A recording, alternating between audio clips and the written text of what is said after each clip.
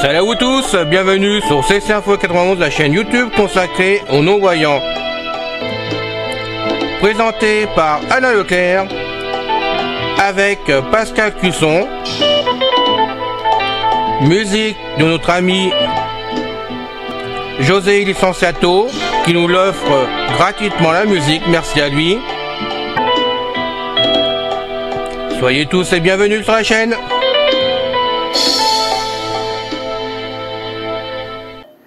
Hello les copains, c'est encore une fois Pascal Cusson parmi vous pour la chaîne Ceci Info 91 de notre ami Alain Leclerc, chaîne destinée aux mâles et aux non-voyants. Aujourd'hui, nous poursuivons notre série de fascicules sur la science. Nous demandons à tous de nous aider en collaborant avec nous, en publiant les liens de vos podcasts préférés ou celui de l'inscription directe sur la chaîne pour nous aider à accroître le nombre de nos auditeurs. C'est notre seule récompense, c'est notre grande joie. Merci encore à ceux qui, au fil des années, se sont ajoutés à nous. Nous sommes rendus, je crois, à 326 inscrits réguliers ou 328. Donc, c'est déjà pour nous, c'est déjà fantastique.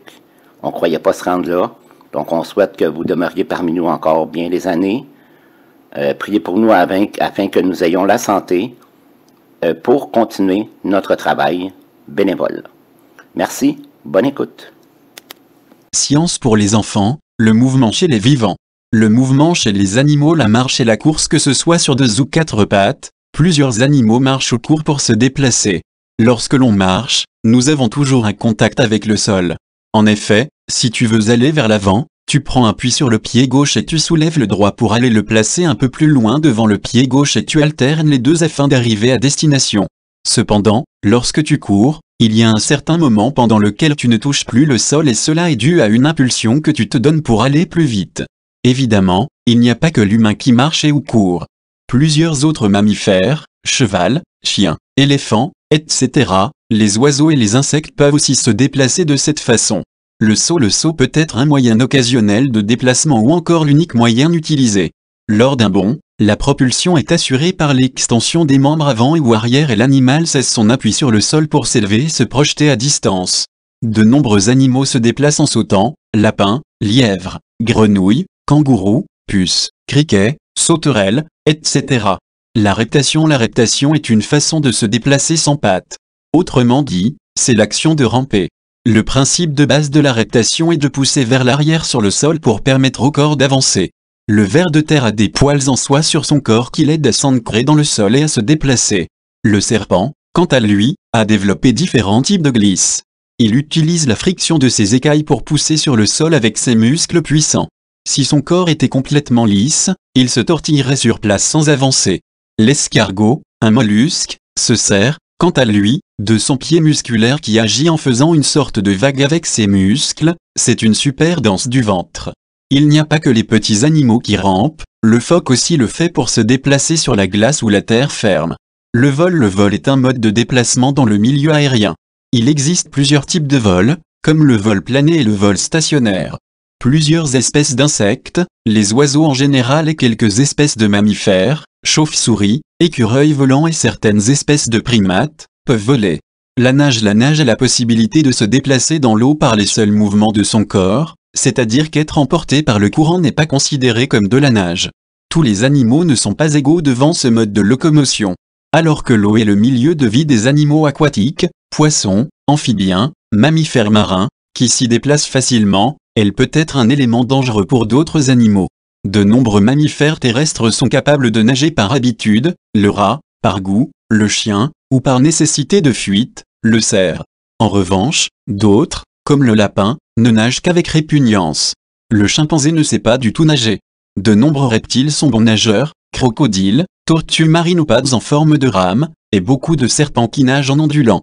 Le mouvement chez les plantes en biologie, le mot tropisme fait référence à la réaction de croissance d'un végétal face aux facteurs du milieu. Ces derniers représentent les stimuli du végétal. Un tropisme est dit positif plus quand la réaction du végétal est de s'orienter vers le stimulus. Un tropisme est dit négatif quand la réaction du végétal est d'éviter ou de s'éloigner du stimulus. Ces stimuli peuvent être la lumière, l'attraction terrestre, la présence d'objets à contourner, l'humidité, certaines substances chimiques et le vent. Le phototropisme. Ce type de tropisme concerne l'orientation de la croissance d'un végétal, ou d'une partie d'un végétal, en fonction de la lumière. Exemple d'un phototropisme positif, la tige d'une plante se courbe vers la fenêtre.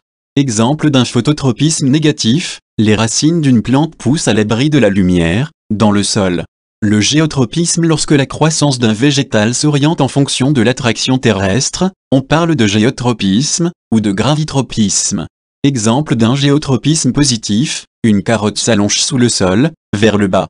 Exemple d'un géotropisme négatif, la graine enfoncée dans le sol germe et une tige sort du sol.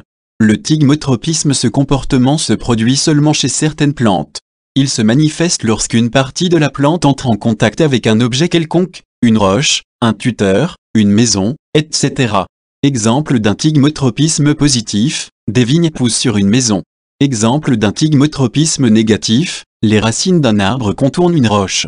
L'hydrotropisme. L'hydrotropisme, c'est la réaction de croissance d'un végétal, ou d'une partie d'un végétal, en fonction de l'humidité. Exemple d'un hydrotropisme positif, les racines d'un arbre sont plus nombreuses et sont plus longues à l'endroit où il y a suffisamment d'eau. Exemple d'un hydrotropisme négatif, la tige des plantes en général tend à s'éloigner de l'eau.